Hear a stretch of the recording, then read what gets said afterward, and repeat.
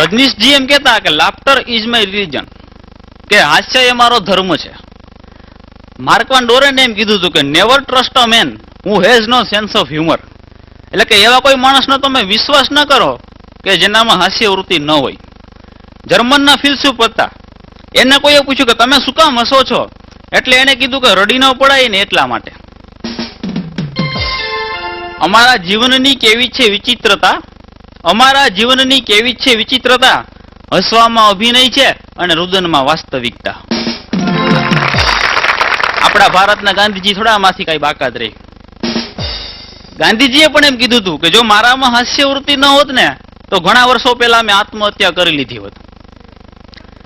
આવા બધા મહાન માણસોની વાત અમારે એટલા માટે તમને કહેવી પડે કે અમે કદાચ સીધી રીતે કહીએ ને કે જિંદગીમાં હસવું જરૂરી છે, તો અમે અમારી વાત માનો પણ નહીં. એટલે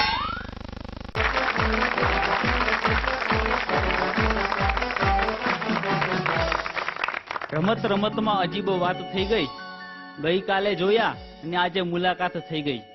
વિચારતા હતા અમે કે કેવા મળશે મિત્રો જીવનમાં, તમે મળ્યા ને અમને નિરાત થઈ ગઈ.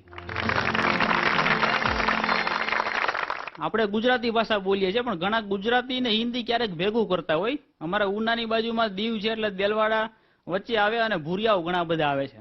જો કે હિન્દી ભાષી વ્યક્તિ નીકળ્યા, એને દીવનું સરનામું પૂછ્યું કે દીવ કઈ બાજુ જવાનું, એટલે એને એવું કહેવાનું હતું કે અહીંયાથી સીધું તમારે જવાનું છે, ત્યાંથી વળાંક વળવાની છે, અને કદાચ જો તમને કોઈને ખબર ન પડે તો તમે બીજા કોઈને પૂછી લેજો. પણ હવે એને ગુજરાતી ને હિન્દી બે ભેગું કર્યું અને કેવો જવાબ આપ્યો, યહાં સે સીધા જાના વહાં સે વાંકા વળના, હુચકા ન પડે તો કોકો પૂછ લેના.